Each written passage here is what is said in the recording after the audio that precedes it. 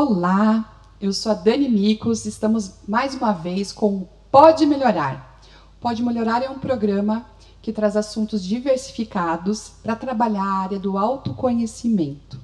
Estamos aqui hoje com o Júnior Silveira, educador, terapeuta, psicanalista, trabalhou na área de gestão pública como secretário de Educação de Votorantim e na área de assistência social. Hoje nós vamos falar um tema desafiador. E eu já pergunto para você, Júnior, né, eu agradeço aí, bem-vindo, agradeço você ter aceito o meu convite. Pergunto para você, pode melhorar nesse tema tão desafiador? Obrigado pelo convite, obrigado a todos que estão acompanhando. Pode melhorar, é uma pergunta que a gente faz, eu acho que sempre, né, na nossa vida. Será que pode melhorar? E sobre o luto, é possível superar, né? É possível melhorar algo nessa vivência tão difícil, nesse caminho tão denso que é vivenciar o luto? E talvez para falar sobre isso, para poder responder essa questão, se pode melhorar, eu preciso voltar um pouquinho e compartilhar um pouquinho da minha experiência com o luto, né? Há alguns anos atrás, eu perdi o meu irmão. Nós sofremos um acidente de carro, um acidente, na verdade, de trânsito, e eu me lembro todos os dias daquele dia. Eu me lembro todos os dias daquele momento que foi o nosso último momento junto. E eu me perguntei muitas vezes no decorrer desses dias se aquele meu estado de luto, se aquele momento que eu vivia iria mudar, se alguma coisa ia melhorar, né? Se aquela tristeza, se aquela dor, se aquela angústia iria de fato sair do meu peito em algum momento da minha vida. Porque quando a gente passa pelo luto, quando a gente sente a experiência do luto na pele, a vida se transforma, a vida muda. Eu costumo dizer que a gente passa a sentir dores em lugares que a gente não sentia. A gente passa a conhecer coisas em nós que a gente não conhecia, lugares em nós que a gente não conhecia. Então, meu irmão tinha 18 anos na época do acidente, eu tinha 23, nós tínhamos 5 anos de diferença, e meu irmão sempre foi aquele amigo de todo mundo, da galera, juntava tribos, era o cara que abraçava todo mundo, que estava todo mundo junto com ele, e era um jovem muito acolhedor. E a nossa relação sempre foi muito forte, né? Sempre foi uma relação de muita troca, uma relação de muita cumplicidade.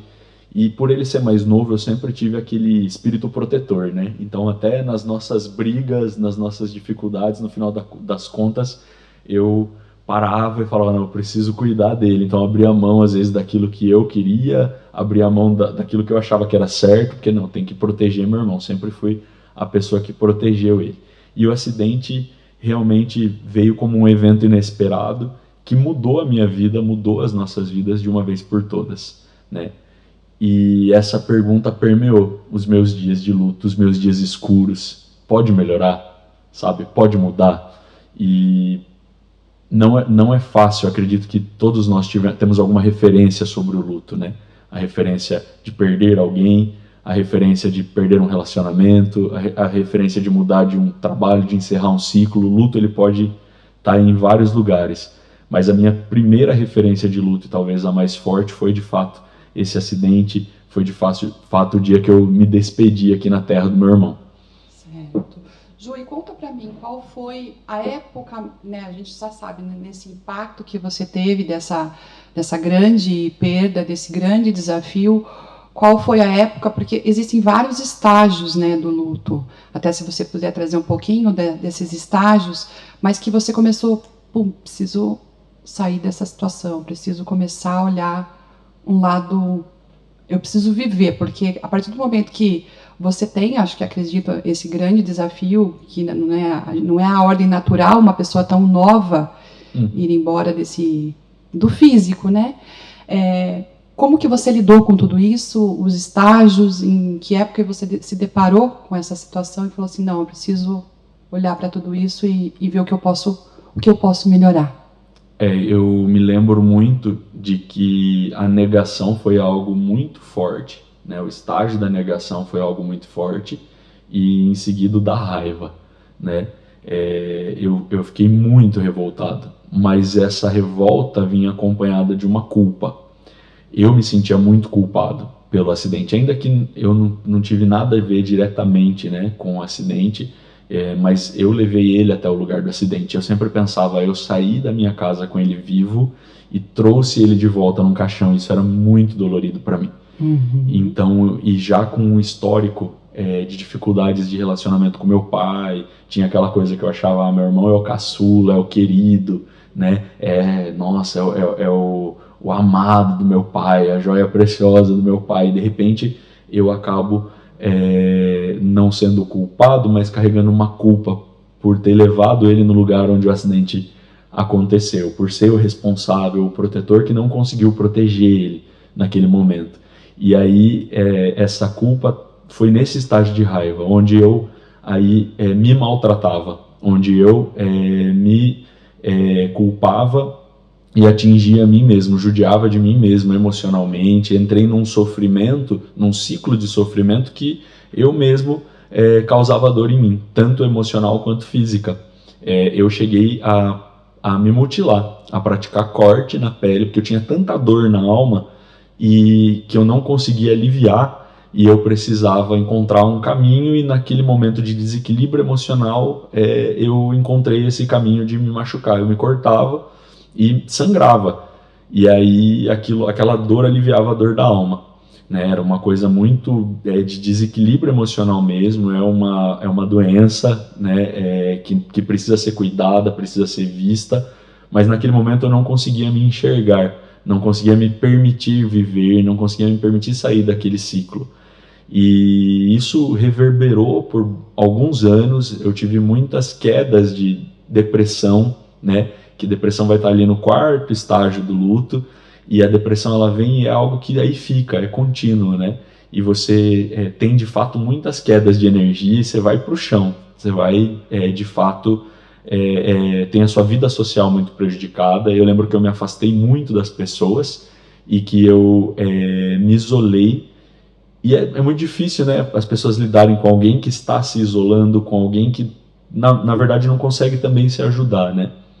E depois disso, quando chegou no quinto estágio, que é a aceitação, que é entender, né, que é e superar, começar a entrar nessa coisa da superação, foi quando eu percebi que realmente eu tinha que viver por mim e não por ele, porque a minha culpa fazia com que eu quisesse viver uma vida por ele. Eu tinha até essa fala: ele morreu, mas agora eu vou honrar a vida dele. Ele morreu, mas agora eu vou fazer tudo que ele não fez. Ele morreu, mas eu vou viver o que ele não viveu. E na verdade eu não conseguia viver isso, eu só estava lá sobrevivendo aquela dor, aquele machucado. E aí quando eu percebi que não, que Quando você percebeu esse estágio desde o primeiro estágio, que vem a negação, a raiva, vem a barganha, a negociação, depois vem a depressão, aí por último a aceitação. Quando que você percebeu que chegou nesse estágio? Demorou quanto tempo, Júnior? foram mais de 2 anos, mais de 2 a 3 anos. E eu lembro de uma coisa bem específica da minha depressão. Eu lembro que uma amiga ia casar e ela queria levar o convite de casamento para mim. E eu não queria encontrar com ela, porque eu estava nessa fase de isolamento da depressão. E eu lembro que ela ficou várias vezes tentando ir na minha casa entregar o convite, e eu dava um jeito de escapar, falava que eu não ia estar em casa, e na verdade eu estava lá trancado. Eu cheguei até a não atender a porta, porque ela era uma pessoa muito próxima ao meu irmão, era uma pessoa que, quando meu irmão morreu, ficou comigo uns 15 dias seguidos, indo na minha casa todos os dias, e ela me remetia muito a ele. E aí eu me afastei não só dela, como de outros, mas quando eu tive essa consciência de que, nossa, o que eu estou fazendo? Na verdade, eu não estou, de fato, vivendo nem por ele, nem por mim. E isso me marcou muito, porque eu acabei depois indo no casamento, e é engraçado que ela só me encontrou assim nos últimos minutos de entregar o convite, e eu acabei indo no casamento. E isso me despertou, essa relação com ela me despertou a entender que eu precisava mudar minha postura e que eu precisava buscar ajuda. Porque eu buscava ajuda pontualmente, mas não dava continuidade nessa busca. E aí eu entendi que eu precisava mudar. E nesse momento que chega essa aceitação, aí você entende que é possível superar, mas que depende muito mais de você do que qualquer fator externo. Depende muito mais do seu propósito de vida e de como você vai olhar para a situação, do que a ajuda que você vai ter. A ajuda é muito importante, né, das pessoas, ajuda profissional, ajuda médica, mas é muito mais sobre você, né?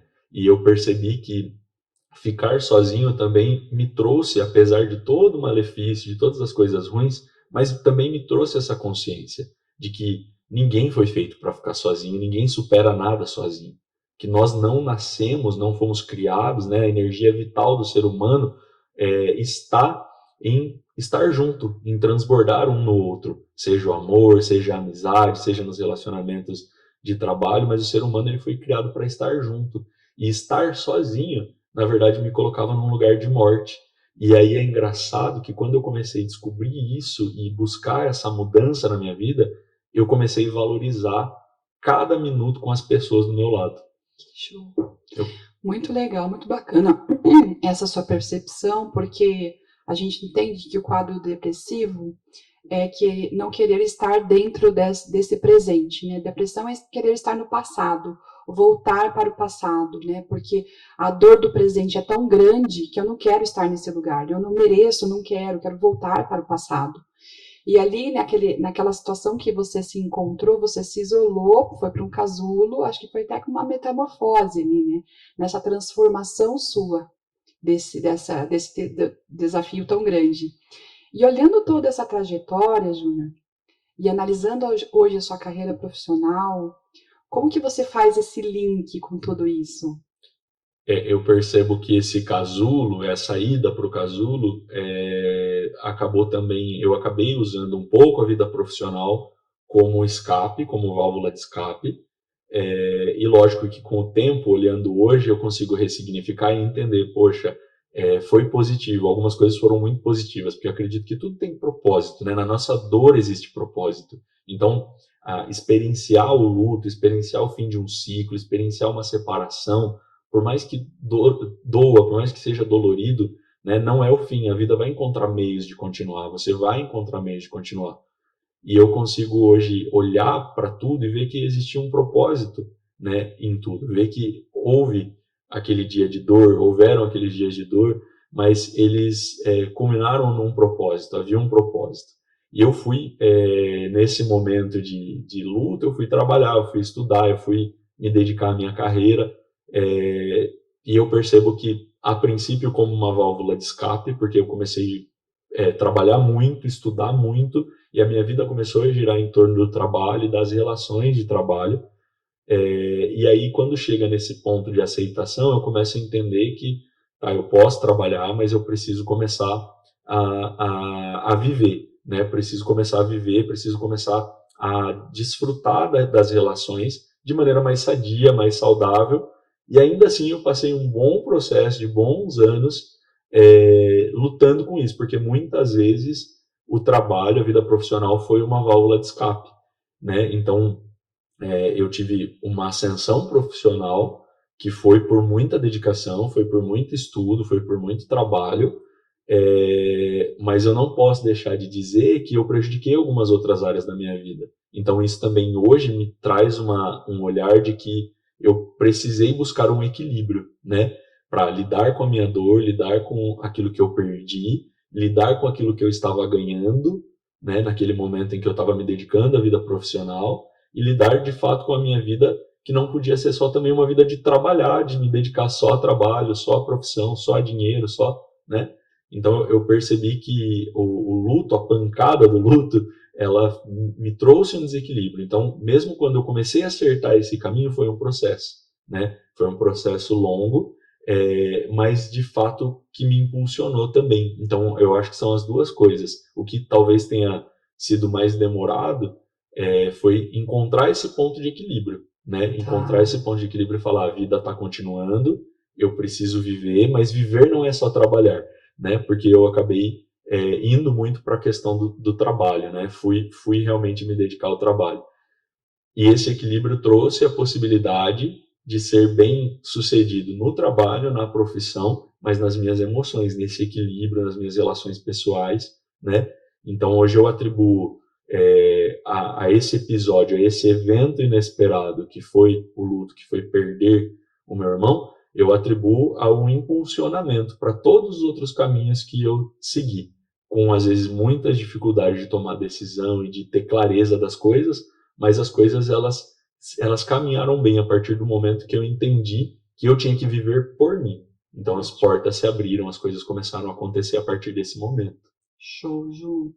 Deixa eu te perguntar mais uma outra coisa. Nesse decorrer, né, da sua vida, a questão ali do luto dentro da sua experiência profissional, esses anos de pandemia, você pegou bem nessa época a sua gestão pública na área da saúde, acredito que tenha sido muito desafiador.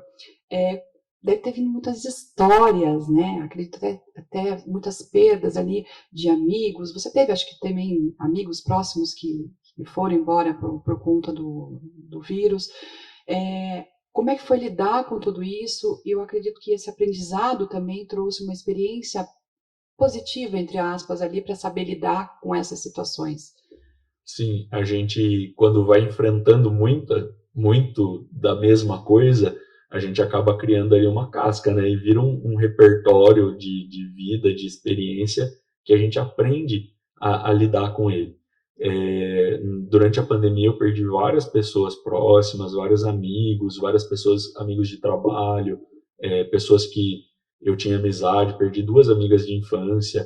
Então foram pessoas novas, de 30, na faixa dos 30 a 35 anos, e foi muito difícil, né, passar por isso. Eu me lembro especificamente de uma amiga minha que, no dia que eu soube que ela faleceu, assim, foi o dia que eu senti a pandemia, foi muito no começo, foi em junho de 2020, então foi assim, o primeiro pico mesmo, e foi quando eu senti que, gente, tá perdendo o controle, é real, né?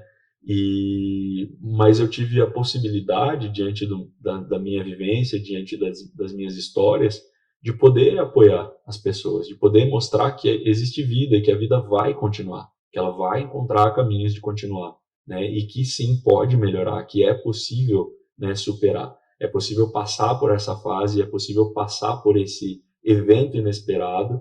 E eu costumo dizer, ontem eu falava sobre isso, o evento ele é inesperado e ele gera memórias inconsoláveis. Todo evento inesperado gera memória inconsolável, porque não tem consolo, parece que tudo pode vir para te fazer bem, pessoas podem vir te dar uma palavra, a vida pode mudar, pode melhorar, mas sempre vai ter aquela memória inconsolável do dia que você perdeu alguém, do dia que você perdeu algo na sua vida, né? Do dia que você encerrou aquele ciclo.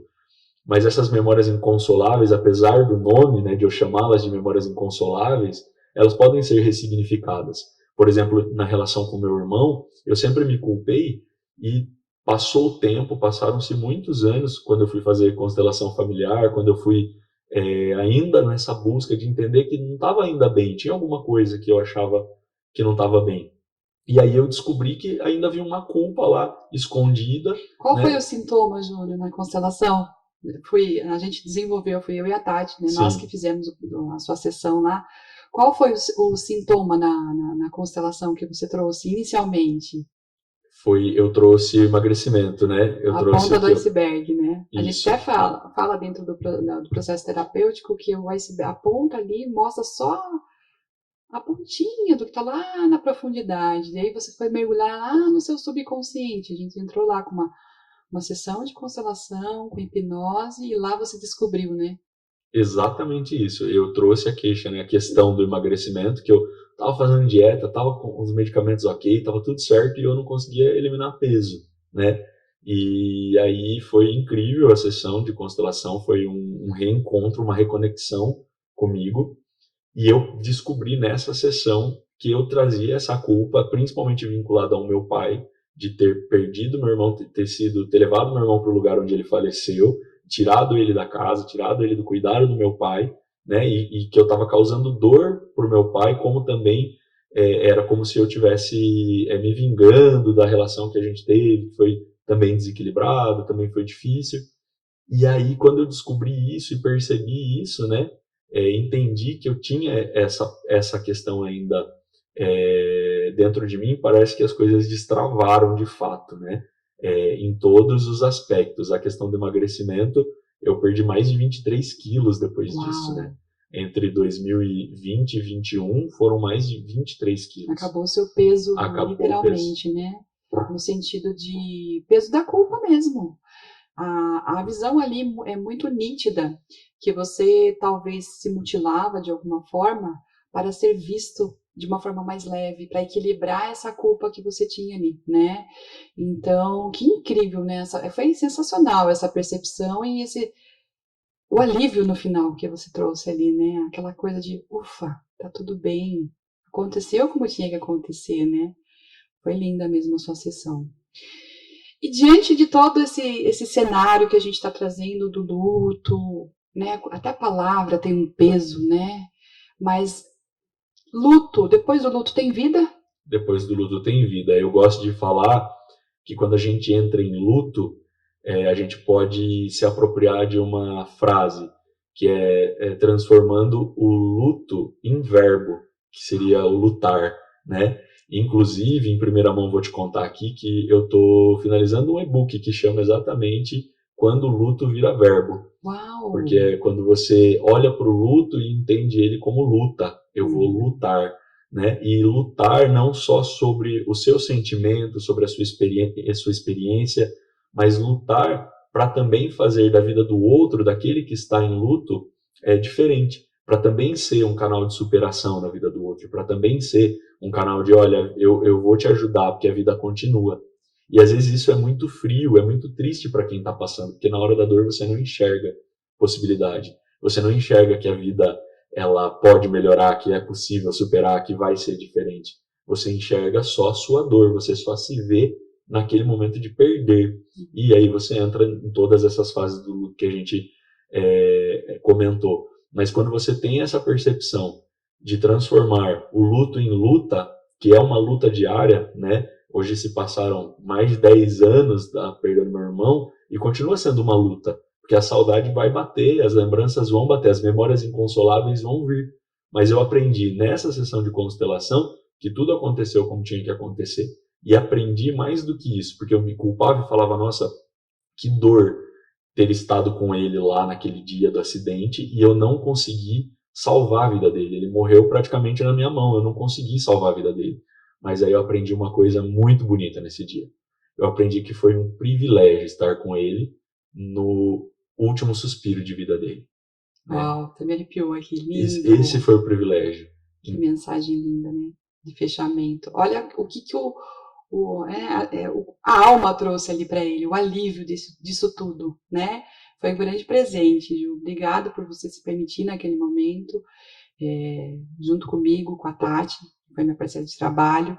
Então, realmente, trazer. Por isso que eu quis trazer esse tema. Eu acho que tem muita gente que está nesse universo, né, nessa dor, nesses estágios de cada um passando por um estágio. Tem gente que demora mais, tem gente que demora menos.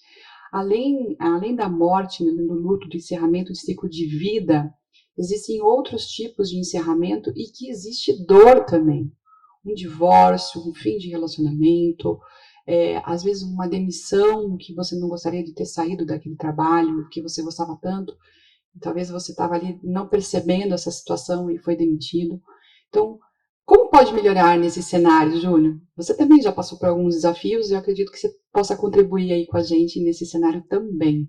Eu acredito que pode melhorar sempre quando a gente encontra esse ponto de equilíbrio e entender sempre que o luto em qualquer fase pode virar luta e olhar para esse luto, para esse fim de ciclo, né, como um agente impulsionador para novos desafios, para novos ciclos, para novos propósitos de vida, né? Nós temos como cultura um apego àquilo que a gente vive. E quando a gente chega ao final do ciclo, realmente é muito difícil se desapegar daquilo que a gente estava vivendo. É óbvio que o luto de alguém que parte, de alguém que morreu, é muito diferente do luto de um relacionamento, é muito diferente de um luto de um emprego que você perde. Cada um tem a dor num lugar exato, né? Mas, por exemplo, o luto de um relacionamento perdido, de um divórcio, um relacionamento falido, ele é até muito semelhante, ele se aproxima muito de quando você perde alguém, quando alguém morre, né? Porque aquela pessoa de alguma forma morreu para você. Passa pelos mesmos estágios, Exatamente. negação, raiva, não aceito. E eu até li esses dias no Instagram uma frase, não me recordo quem postou, sobre a questão de, né, às vezes até o amor já acabou, mas o medo de se sentir abandonado não permite que você finalize essa relação, né? Então, a questão do trabalho, o medo de ficar pobre não permite que você mude de carreira, às vezes, por algo que você gostaria de fazer.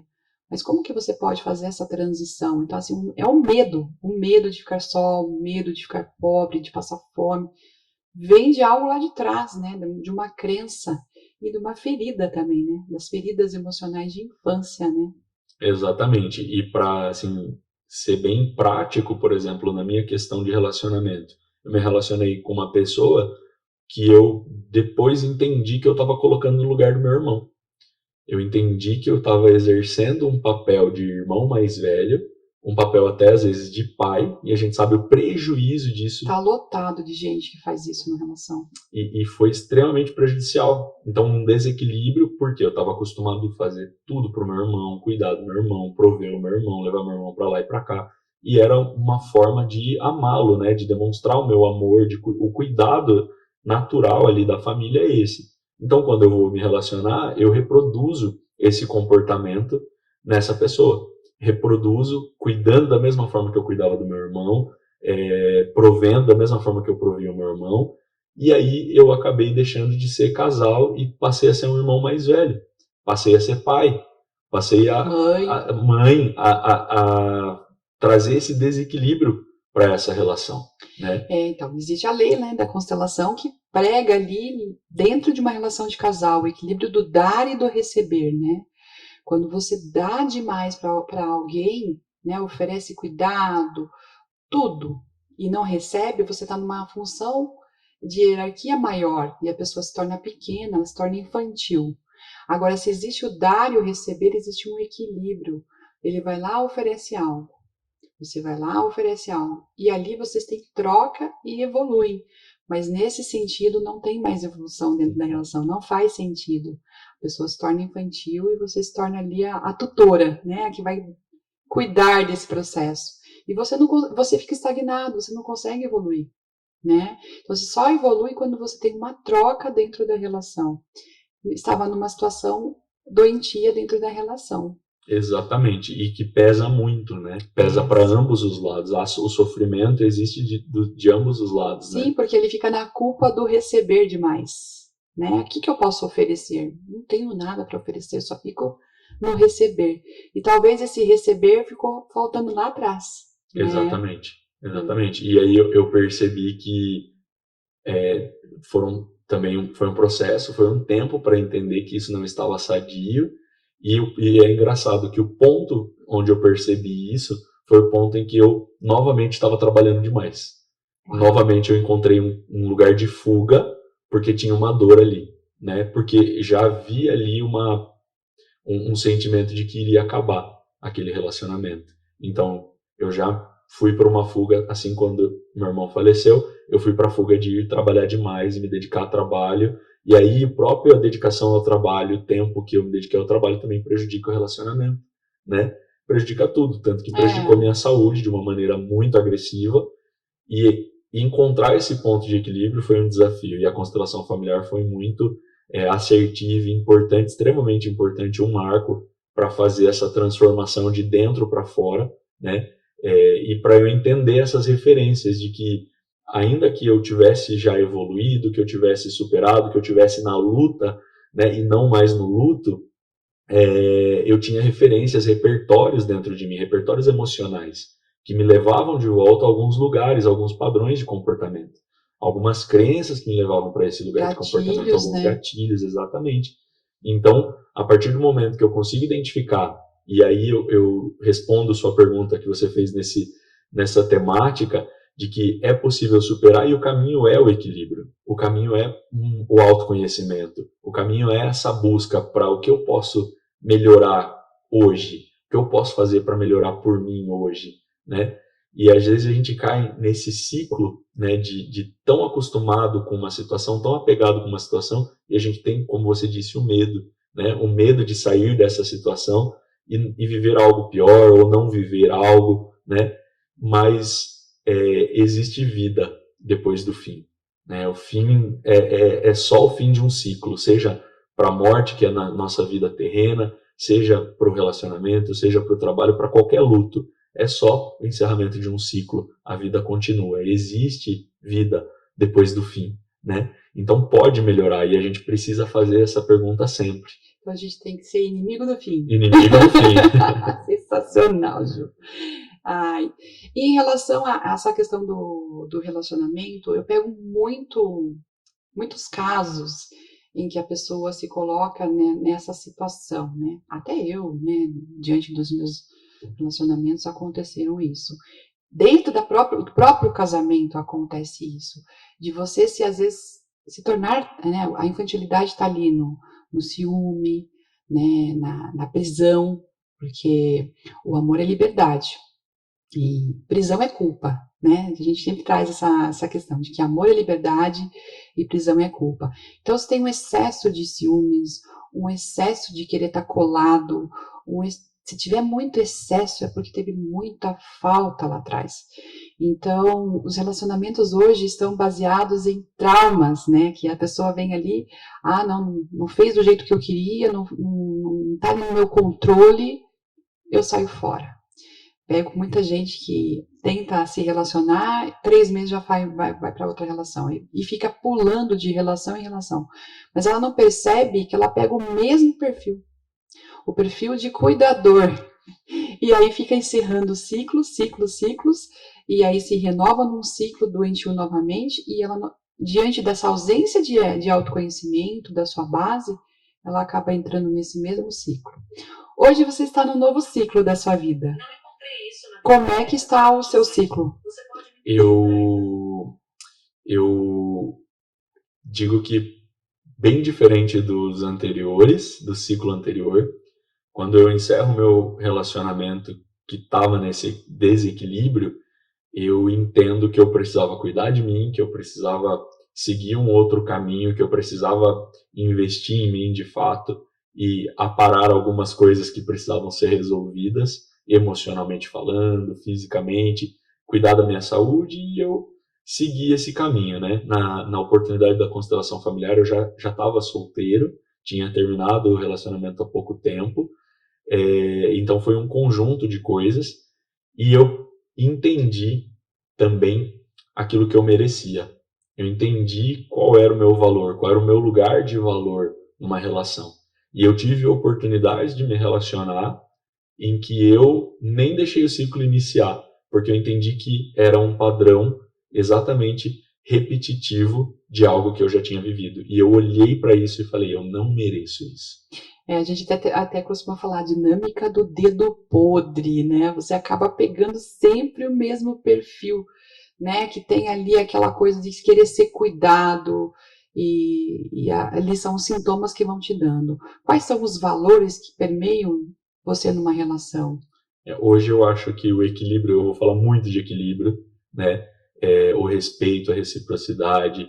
Eu acho que eu buscava sempre, eu sempre fui uma pessoa de fato paternalista, de cuidar, de colocar debaixo das asas, né? E aí percebendo que eu buscava isso, que para mim era uma compensação pela perda do meu irmão, e eu entendi que eu não merecia. Primeiro que eu não merecia isso. Entendi que eu também merecia ser cuidado. Eu também entendi que eu merecia ter o meu espaço de ser cuidado, de ser amado, de ser protegido numa relação. E aí esses valores se consolidaram, justamente esses de que eu mereço respeito, eu mereço esse amor que é trocado com equilíbrio, eu mereço esse cuidado, eu mereço essa dedicação que eu também dou, né? Assim como você falou sobre a própria lei uma das leis do amor, né? Do equilíbrio. Equilíbrio. Exatamente. Dentro da gente, né? A gente está saudável quando a gente está com o nosso masculino e o nosso feminino dentro da gente. O masculino ele é o que busca lá fora. O trabalho, a força do trabalho, a comunicação com o mundo externo.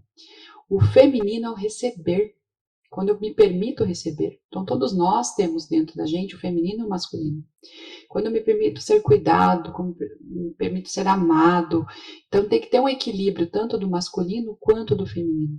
Ali você começa a fluir, né? Porque você não fica dependente tanto dessa relação, porque se eu só recebo, a hora que ele foi embora, eu não fico sem, né? Então, tornar-se independente com o seu masculino e o seu feminino equilibrado, e até quando você traz esse ponto de equilíbrio, Júnior, a gente fala das funções, né? Tem lá a função com o trabalho, a função eu comigo mesmo, a função relacionamento amoroso, a função de maternar, de paternar, e a função da família de origem. Então, se isso tudo está em equilíbrio eu digo assim, tem um percentual lá que diz que você está saudável e não está. Qual é o ponto mais saudável? Para quem eu devo olhar primeiro, Júnior? Para mim. Ah, muito bom, tirou 10, exatamente. Quem é a prioridade, né? A gente sempre brinca dentro da sessão, as máscaras de oxigênio caem em quem antes? Quando está no avião lá. Sim. Então, a prioridade sou eu, a natureza já diz, né? Eu, cuidando de mim, eu consigo cuidar do outro, eu consigo ser referência para o outro. Sensacional essa sua, esse teu entendimento desse equilíbrio. Hoje, a sua saúde, a sua área do eu comigo mesmo, como é que está? Em quantos por cento? Eu falo 100%. 100%. 100%. Eu brinco que, por exemplo, esse relacionamento começou no meu melhor momento pessoal, no meu melhor momento emocional, no meu melhor momento físico, no meu melhor momento. E no momento que eu nem esperava, nem procurava, aconteceu. E aconteceu, e aí eu faço essa reflexão, né, de que a gente realmente atrai os iguais, né? A gente de fato atrai. E aí, ter uma pessoa que é bem resolvida, que também está no seu melhor momento emocional, uma pessoa que traz um equilíbrio para a relação e que a gente sente que de fato é equilibrado, é algo que eu nunca vivi e que eu estou vivendo pela primeira vez agora. E eu acredito muito que é fruto de todo esse processo, de toda essa caminhada, de chegar num ponto onde eu estou muito bem e conheço uma pessoa que está muito bem e que a gente soma um com o outro. Exatamente. Né? E uma coisa que a gente fala e que eu falo é que ele não precisa de mim para nada e eu não preciso dele para nada, mas a gente escolhe estar junto. Então isso assim para mim é o grande diferencial nesse ciclo, desse entendimento de que a gente se prioriza, a gente se priorizou e agora a gente está somando junto na vida. Olha a liberdade de escolha. Eu escolho estar por você, mas eu não sou dependente de você. Se você for embora, aí não fica naquela barganha, né? Fica um amor saudável. É um amor maduro? É um amor maduro. É um Ai, amor maduro, que saudável. lindo. É diferente de tudo que eu vivi. Inclusive, o ponto de atenção é entender que eu mereço ser cuidado, entender que eu mereço estar onde eu estou, né? Porque a gente sempre vai voltando para esse ponto de equilíbrio, sempre vai trabalhando esse ponto de equilíbrio, porque como nunca ninguém fez, como nunca ninguém cuidou, eu não tenho referência, né, desse cuidado. Sempre eu fui o cuidador, sempre eu fui o paternalista. E às vezes, Júnior, diante das feridas emocionais, né, eu reconheci isso muito dentro de mim. Eu era muito salvadora, né? Ainda tenho um pouquinho ainda, mas tenho trabalhado bastante. Mas eu queria salvar o mundo, queria salvar todo mundo, principalmente a questão familiar. Então, vinham os problemas, a Daniele resolve. Ah, não sei o que, a Daniele consegue dar um jeito, a Daniele... Então, assim, toda nessa questão de salvar, eu comecei a entender que na minha base infantil tinha tanto problema que eu não podia ser o problema. Eu sempre tinha que ser a solução. Então eu vim para essa energia do masculino de querer dar solução e não me permitir receber por medo, né? Medo de que não tivesse a solução, que eu pudesse causar um problema. Então muitas mulheres, muitos homens entram às vezes numa energia, somente numa, e aí começam a vir os sintomas, né? Tá pesado demais, eu tô carregando demais, porque eu tô tão nessa energia que eu não consigo olhar para mim. Eu sinto culpa, né? Eu não posso ser um problema. Eu tenho que olhar só para o outro, eu tenho que resolver o problema do outro. Quais são os aprendizados que você teve para trazer uma relação madura? O que você aprendeu nas relações anteriores para trazer essa relação madura dentro do seu ciclo? Respondendo, fazendo referência ao que você falou, a principal, você não é super-herói. Você não é um super-herói. E quando a gente faz alusão a super-herói, a gente vai ver que o super-herói, ele salva o mundo, salva a cidade, ele tem a vida dele destruída, né? Você vai assistir filme, vai ver gibi, a vida do super-herói é destruída, ele é rejeitado, ele tem problema de relacionamento, ele sempre tem um conflito muito grande. Às vezes ele é o super-herói, ele salva o mundo e mesmo assim ele é perseguido. Por quem gosta de Marvel sabe do que eu tô falando. Ele é perseguido lá pelo governo, ele é perseguido pelos vilões, ele é perseguido pela família, né? Cada um ali na sua história. Então, eu aprendi a não ser super-herói. E é engraçado que ele me falou hoje, esses dias, comigo você não precisa ser super-herói. Tirou a capa, então. Tira a capa. Você não precisa ser super-herói. Que é isso que você está falando. A gente quer salvar. Eu também tenho essa energia, tinha essa energia de ser salvador, de querer vestir a capa e me sentir culpado quando eu olhava para mim em vez de olhar para o outro. Quando eu fazia por mim em vez de fazer para o outro. Mas você sabe que tem uma recompensa ali de ser salvador? O que você ganha quando você é salvador? De alguma forma você tem uma recompensa inconsciente. Você é visto, você é lembrado, você é reconhecido. Mas existem outras formas de você ter recompensa. Você se dando melhor, você... Então, existe muita dificuldade dessas pessoas se tornarem merecedoras. Até do próprio trabalho, do próprio dinheiro que recebe. Às vezes tem culpa. Estou recebendo por isso. Por quê? Porque quer, de alguma forma, ter uma recompensa de ser visto como vítima ou ser visto para ter aquele acolhimento.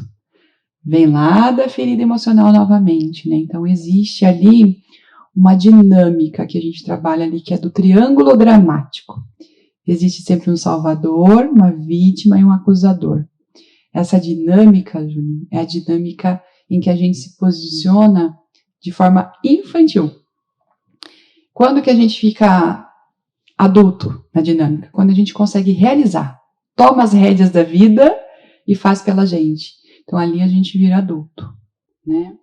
Vamos falar um pouquinho agora da parte profissional, né? Você entrou nessa área da terapia, com o que você tem trabalhado, quais foram as suas experiências, qual o seu nicho mais específico? Traz um pouquinho pra gente.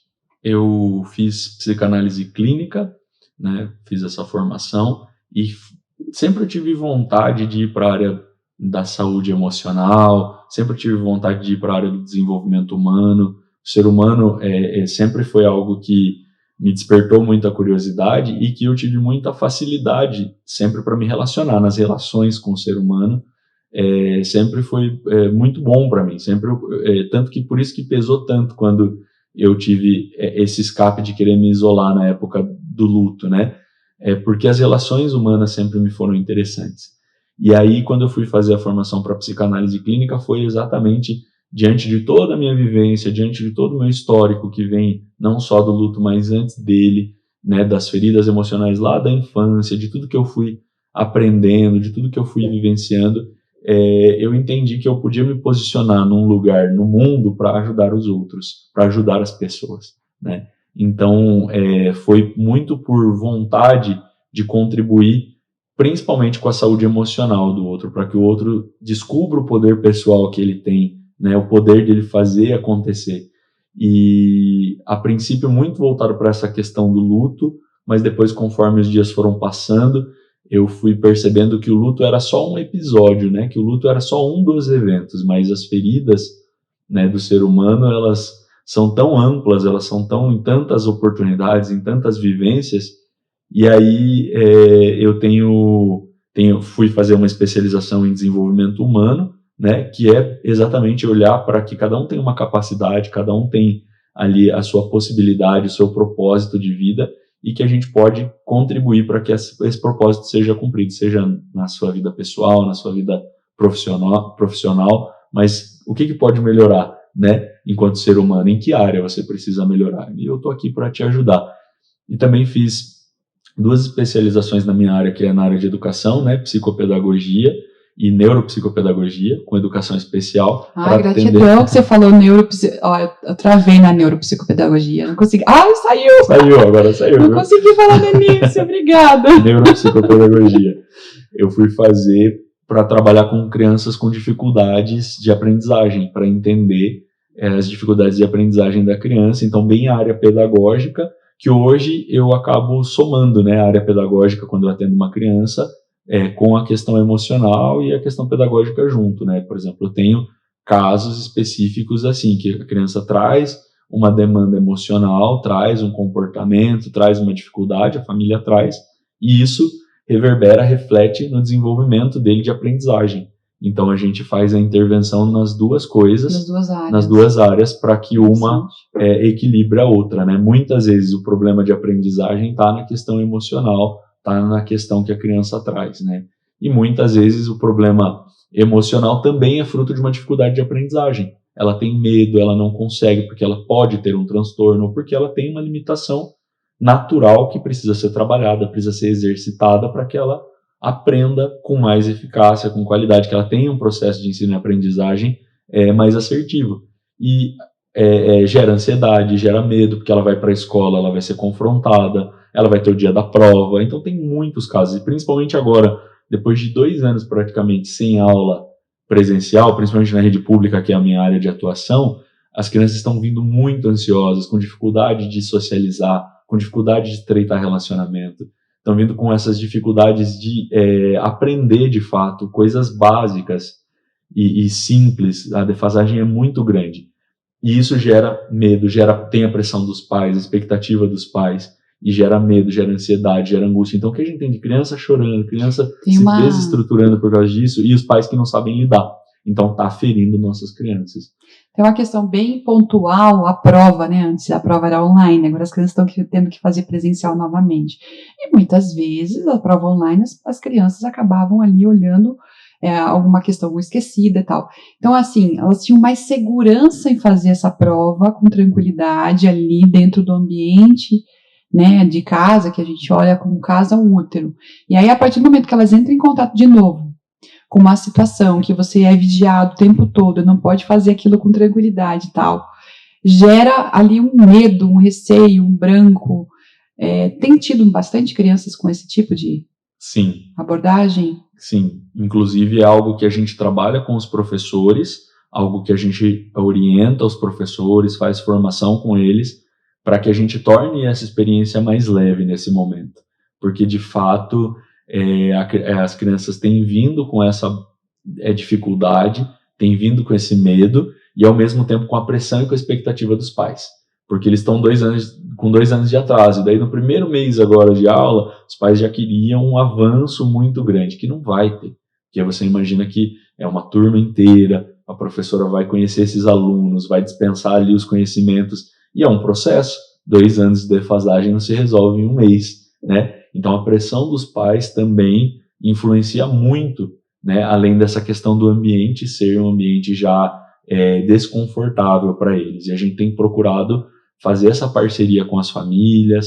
Nós temos, por exemplo, na nossa escola, uma psicóloga que faz trabalho em grupo com os alunos, que também atende as famílias, faz esse acompanhamento e dá esse suporte. E eu, óbvio, faço o meu atendimento, na verdade, fora da escola, né? Tenho essa profissão fora da escola, mas eu trago, principalmente para os professores, essa bagagem, né? Eu vou fazendo a formação ali com os professores. Além disso, Júnior, teve muitas crianças que tiveram perdas também, né? Estão ali nesse processo de luto também, né? Como é que está esse cenário dentro da parte pública ou em geral, né?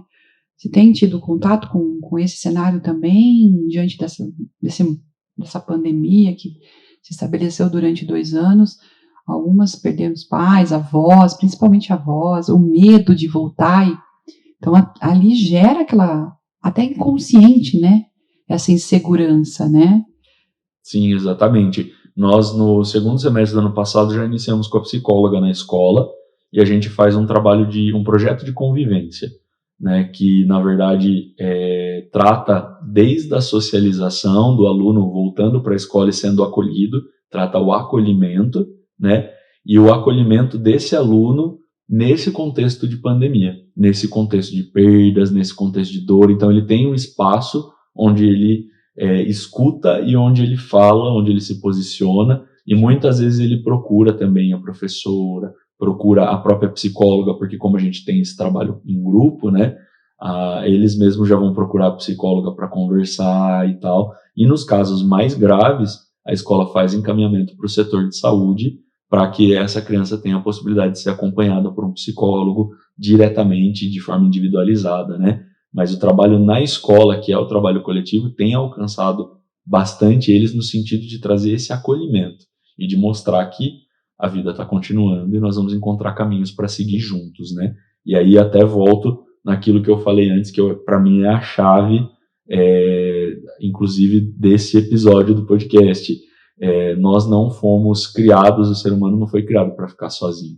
Então, tudo que pode melhorar na nossa vida, pode, a partir desse entendimento que sozinho a gente não chega em lugar nenhum. Legal, Ju. Deixa eu te perguntar, qual é a mensagem que você deixaria para essas pessoas que estão passando por esse processo desafiador? E às vezes o teu, muito provável, foi bem desafiador por questão de ser um irmão, que não ser natural, né? Aquela questão de a gente espera quando a pessoa está mais velha, viveu todo aquele processo. Qual é a mensagem que você deixa para essas pessoas que passam pelo desafio do luto hoje? Eu digo que algumas coisas quebram a gente, mas para tudo aquilo que nos quebra, existe coisas que nos consertam. E o processo de luto, ele vai ser dolorido, ele vai te fazer sentir essas dores em lugares desconhecidos, ele vai fazer com que você às vezes se desconecte de você mesmo, da sua história, não se reconheça. Eu costumo dizer que a minha vida depois do luto é outra. Em alguns momentos eu não consigo reconhecer, parece que foi um filme que eu vivi, que eu assisti, sabe? Não foi comigo. De tão diferente que a vida se torna quando a gente passa por um evento desse, né? Mas é importante a gente entender que esse caminho, essa missão que a vida tem para nós é diferente da missão daquele que partiu, né? Então, para mim, isso foi também um difusor de águas, entender, né? Quando eu entendi, até uma palavra forte, mas eu entendi que eu não fui enterrado junto com ele, que a minha vida continuava. E é forte falar isso para alguém que perdeu, é forte ouvir isso, mas é algo que tem que vir de dentro de você, que você precisa buscar esse entendimento. E foi de dentro para fora para mim. Eu entendi que eu não estava enterrado junto com meu irmão que morreu, e que a vida dele continuava em outro plano, de outras maneiras, de outras formas, e a minha vida continuava aqui de outras formas. E aí o luto precisa virar luta e a gente entender que existe significado e propósito em todas as coisas, né?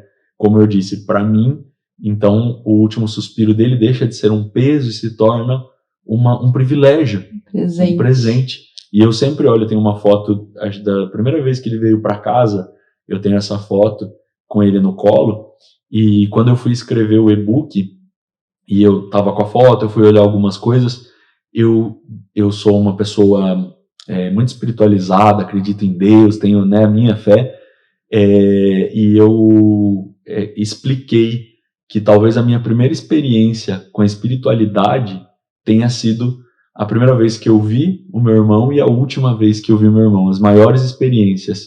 Hoje eu entendo, né, que tinha um propósito, e ali foram marcos dessa experiência espiritual mesmo, de entender que eu tinha ali vida após aquilo, eu tinha vida quando ele nasceu, mas tinha vida também quando ele morreu. E é muito difícil a gente chegar nesse ponto, mas é algo que precisa ser falado, é algo que precisa ser refletido, é algo que precisa ser pensado.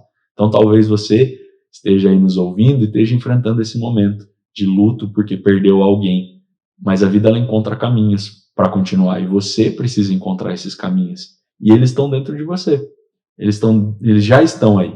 Não é fácil, não é um processo simples, mas é um processo possível de transformar aquilo que é luto em luta. Talvez você está no fim de um relacionamento, mas pense que ficar num relacionamento falido decreta a nossa própria morte. né? Então, talvez seja a hora de tomar uma atitude e de enterrar de fato uma relação, mas isso vai com certeza trazer vida após o encerramento de um ciclo. Então, a gente não foi criado para só sobreviver, a gente foi criado para desfrutar dos encontros, das lembranças, das despedidas, de tudo que a vida tem nos proporcionado.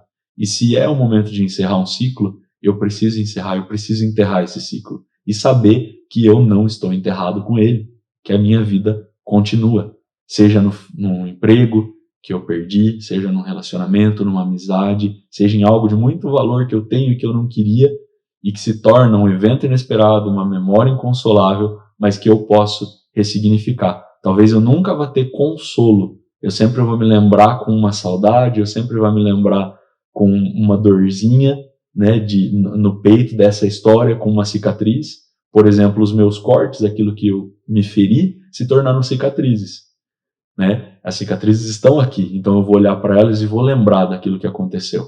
Mas eu vou lembrar não só que eu sobrevivi, mas que hoje eu vivo. Que eu vivo a minha vida, que eu sou o protagonista, que eu sou a prioridade na minha vida e que eu desfrutei e tenho desfrutado de tudo aquilo que a vida tem proporcionado para mim. Os eventos inesperados, a gente não tem controle sobre eles, mas a gente tem controle se a gente vai se enterrar neles ou se a gente vai transformar o luto em luta e vai seguir em frente, vai se propor a se continuar junto com a vida que encontra esses caminhos para continuar. Eu acredito que é isso. Sensacional, Júnior. Estou arrepiada aqui com essa mensagem. Veio da alma. Eu senti aqui, nossa, o coração assim disparou aqui. Lindas palavras. Gratidão, Júnior, pela sua presença, por aceitar esse convite. Um tema desafiador, mas que talvez seja uma luz, ou melhor, é uma luz no fim do túnel para muitas pessoas que também estão passando por isso, que pode enxergar ali que existe vida, né? Você não se enterra junto dessa morte. Agradece por estar ali mais um tempo e honrar, né? Diante de tudo isso, fazer o melhor que pode. Pode melhorar, né? Pode melhorar, não pode? Pode melhorar. Gratidão, e a gente finaliza mais esse episódio. E fique ligadinho aí, gente. Bem mais coisa. Gratidão, Júnior. Obrigado, viu? Obrigada. Pode melhorar.